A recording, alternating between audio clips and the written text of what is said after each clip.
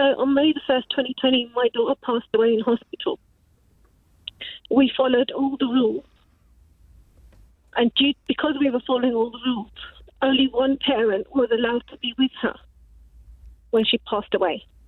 And when I hear comments like the comments that gentleman just, I don't want to call him a gentleman, what he said about the mixing and everything, I'm so angry. And there's nothing no one can do, not even an apology, that can take us back into time and change that. Oh, I can understand why you're angry. And the idea that both parents couldn't be... She was 14 years old. Yeah. Did she die of COVID? No. No, something else. She had other conditions, but we were in hospital in and out for a while. And again, only one parent could stay with her. We followed everything. We complied with everything. My grandparents, my parents and my husband's parents didn't even attend her funeral because we were following the rules. God. And we just wanted to be careful that no one else, that obviously we had been in hospital, I had been in hospital with her, but I didn't want anyone else to then catch COVID if I had it. And then it just makes me angry that, bring your own bottle and have a party because we're working hard. I'm sorry, you're mixing different households at a workplace. That's not following what the guidelines were at that time.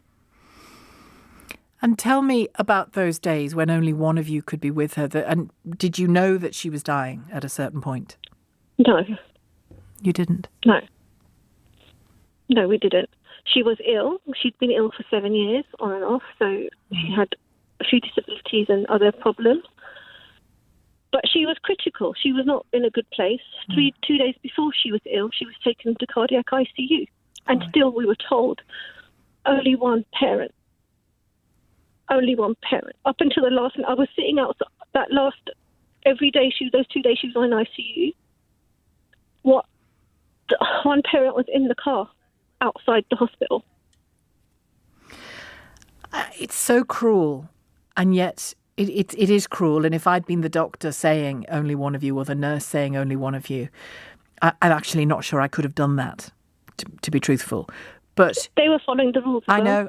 And what I'm coming to is security outside the hospital were following the rules. You were all doing and then what you've been asked to do. Things like this just makes you...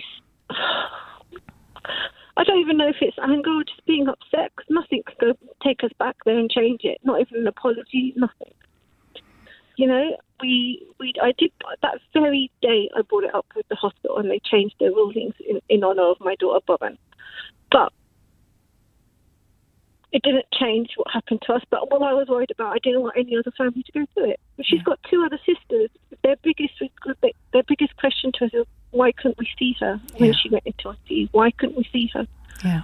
We wish we could have seen her. And I have no answer for them. And not a single minister there will have an answer for me. No, they won't. And were you with her?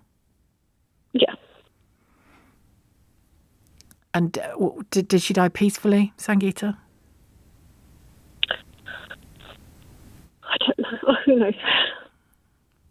Who knows? And what you talked about your daughters there. What damage has it done to those who weren't, your partner, your daughters? What damage has it done to them? Not being... Well, for my daughters, my other daughters, one at the time was 17 and the other was 10. It hurts them, even to this day, even, it's only 18 months or so, a bit over, but that's one thing they hold on to, especially the youngest ones. Like, why couldn't I see her? Yeah, and that's going to take years and years. And there's nothing I can do to sort of to take the pain away. I can help them. I can get them counselling. We talk. We can do things and things. But she says that's my regret. Why couldn't I see them? Her. Yeah, which I can completely understand, because you want to be with people in those situations because you love them, and you want to do it. It almost feels like a duty as well, doesn't it? It's not just love, it's duty as well. Yeah. My girls are very strong, very tight together, have a lot of time for each other. They've got they call each other the Sugu sisters. And to not be there, I don't think they'd want to have seen that, but they didn't see her for a while, days. So when you see that email reported, 100 people invited, bring your own bottle, when you and your partner had to decide who got to be with your 14-year-old, what does that do to you? I'm shaking inside. It disgusts me.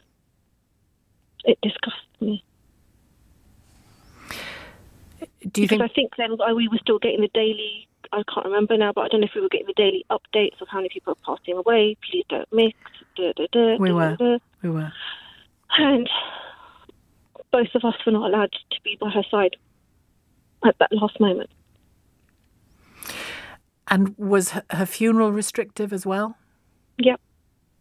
We were told only 10 people could go there. My dad was told to shield, so we thought it was best for him not to attend anyway. But we were following the guidelines. Her grandparents were in their 70s. We were following the guidelines. And so why is it one rule for us and one rule for them? If you could say something to the Prime Minister today, what would it be? I'm disgusted, and they're wrong.